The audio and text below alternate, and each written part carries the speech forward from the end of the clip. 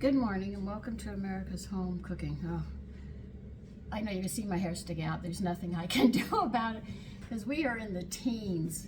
Tomorrow we should be in the 40s and warmer because it's really, really cold. I'm not going to lie to you. I have a ribeye roast, and as you can see, this is a very lean cut of meat here that you see. So there's not a lot of marbling. Marbling usually means, when you hear the word marbling, is you'll see fat running through the meat.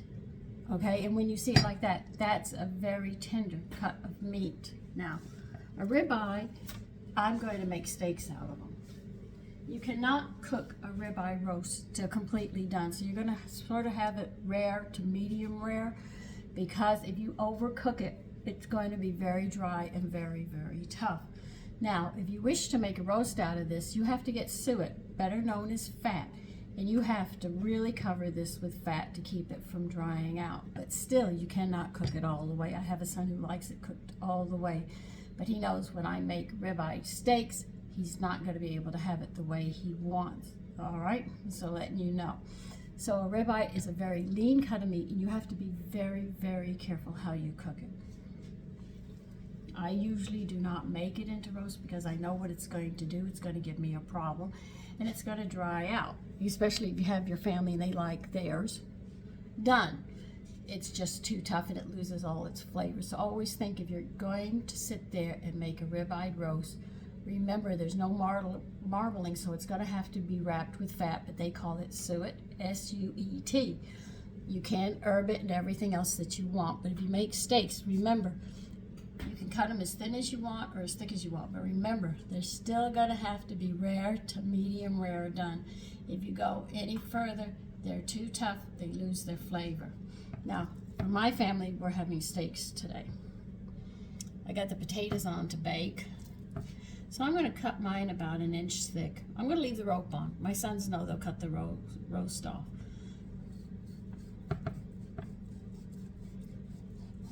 And will we eat all these? Darn tootin', as they say.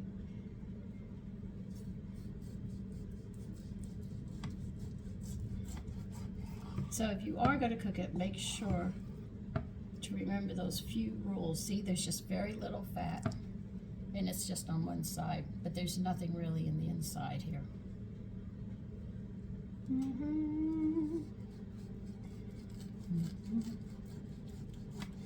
I guess you could say we're big eaters, but like they say, you have to eat 3 meals a day. No, you don't. I don't eat 3 meals a day. If I ate 3 meals a day, I'd be this big. I eat when I'm hungry, and some days I don't even eat because I'm not hungry. I'm literally just not hungry. It's very hard for me to put anything in my stomach. So, just as long as you get everything that you need, you don't have to eat 3 times a day. But children, they eat like 24/7. They wake up hungry, go to bed hungry, they play, they're hungry. They're hungry all the time. Oh, well, this one's going to be a little, well, I might give this piece to Buddy outside, my little guy. Bonnie, my neighbor's dog. I might give him this tail piece, and you're saying that's yeah, I know it's expensive, but he's a nice dog.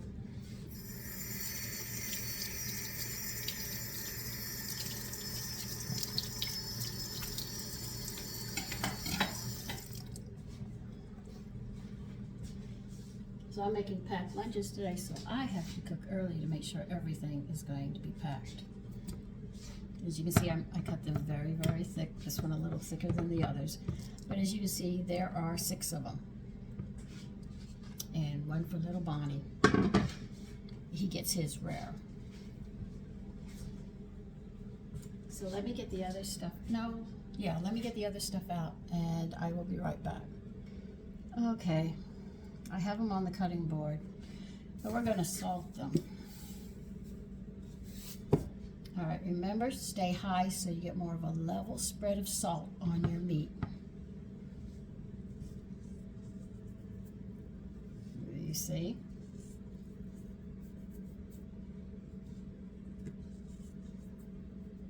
Let me put the salt in. The same thing goes for pepper. You get more of a level spread around it. You know how some people do it and I've done it when I'm lazy. I don't do it properly. And you get more salt in one area than you do in another.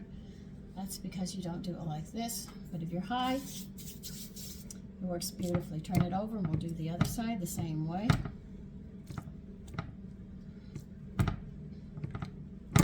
One thing you do need is dry hands though.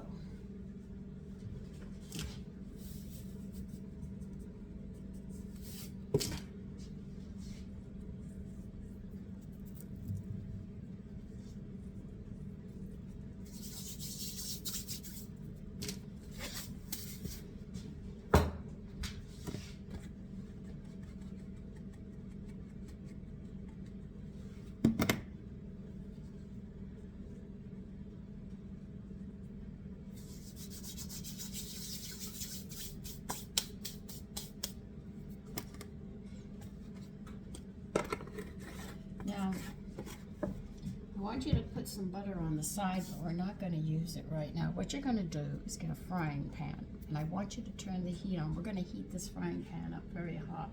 What I'm going to show you is how we sear, S-E-A-R, meat. I've taught you braising, which means to brown.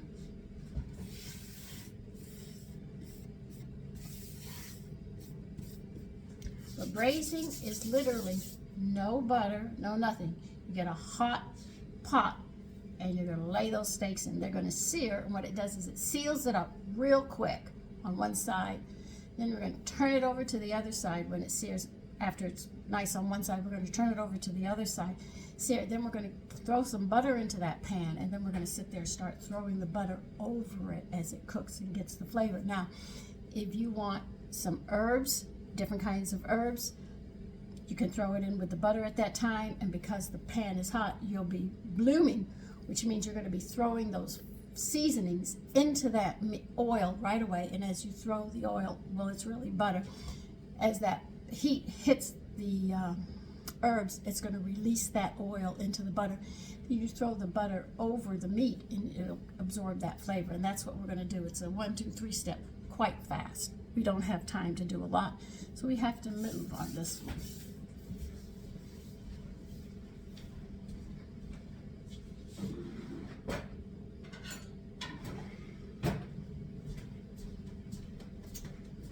So, let's use rosemary and butter this time.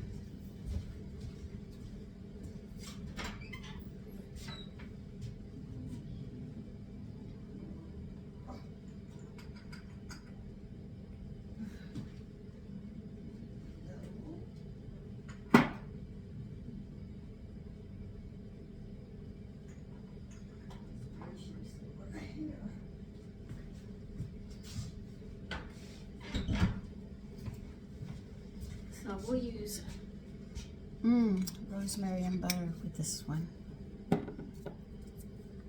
Yeah, I have my frying pan on high.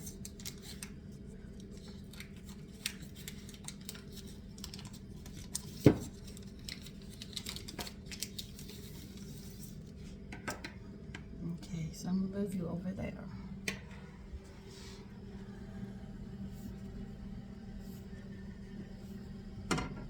See, I do have it on a high.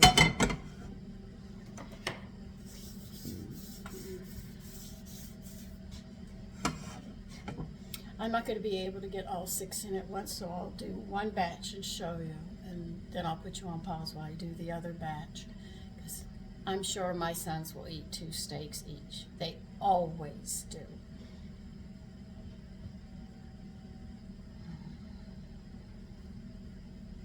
So remember the terminologies, what searing means, and blooming means, because these are the 2 steps that we're going to use for these steaks.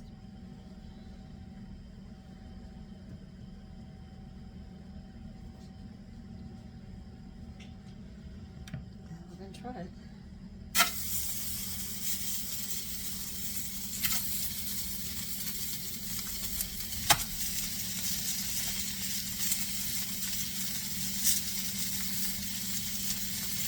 Make sure you have hot ovens because your handles will get hot.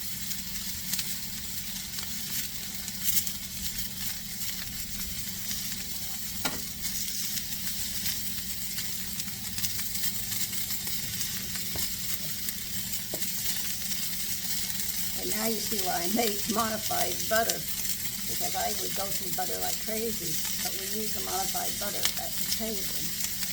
And sometimes I'll use it when I'm cooking too. But see, by doing this, we are searing these.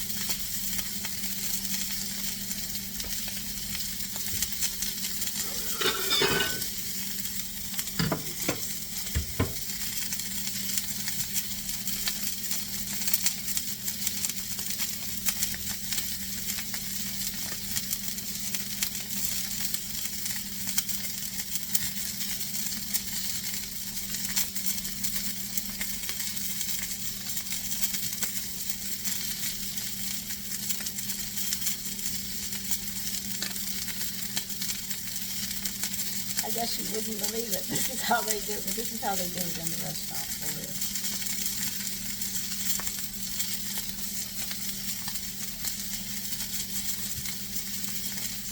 And it's building up its own oil right in the pot. Here, you can see. I don't know if you can see it, but you will see it if you do this. Now, if you get a steak with marbling, it's so tender.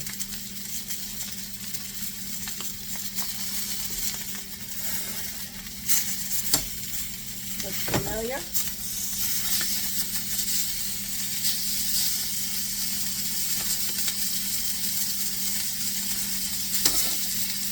See how they're searing? Then we're going to be throwing butter on them. We're going to start cooking them. Well, we are cooking them basically right now. Now, how much butter am I putting in? About a little over 2 tablespoons I'll be putting in.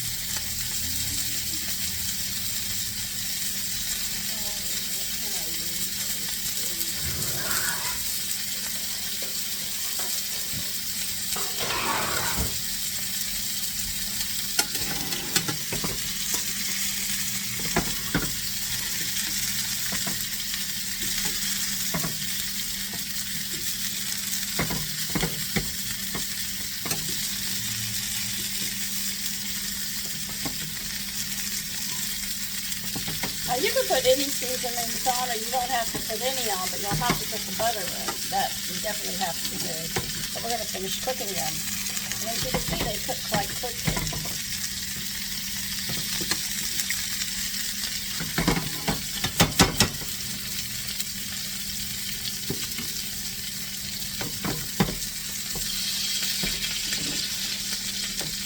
Now, do they look bad? No, they look good. We're going to finish cooking.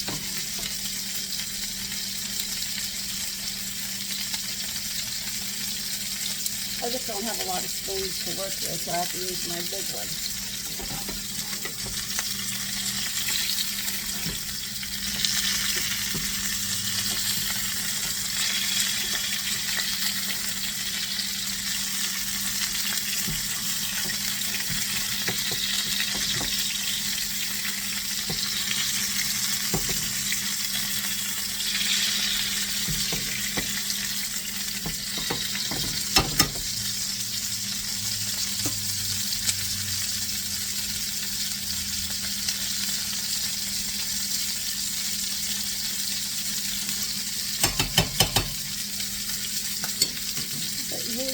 seasonings if you want. If you don't, just use salt and pepper. That's your choice. But this is how you do it. Just remember you don't cook it all the way, which is very, very important.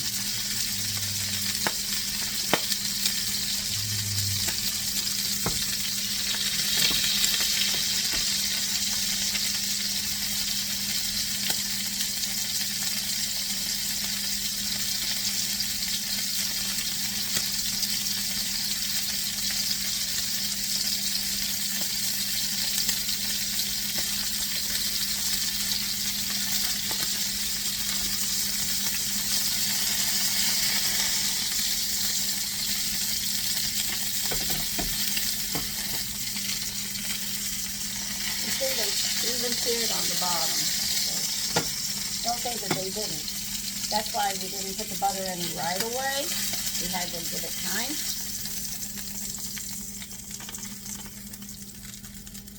Okay, they're not cooked all the way. Turn that down. Now, I'm going to finish the other ones and I will show you what they look like. Okay? See you in a bit. And here they are, all done. And they're not cooked all the way, like I said, because of the kind of meat that it is. Now I have to run outside and get the trash cans. I'll see you. Take care.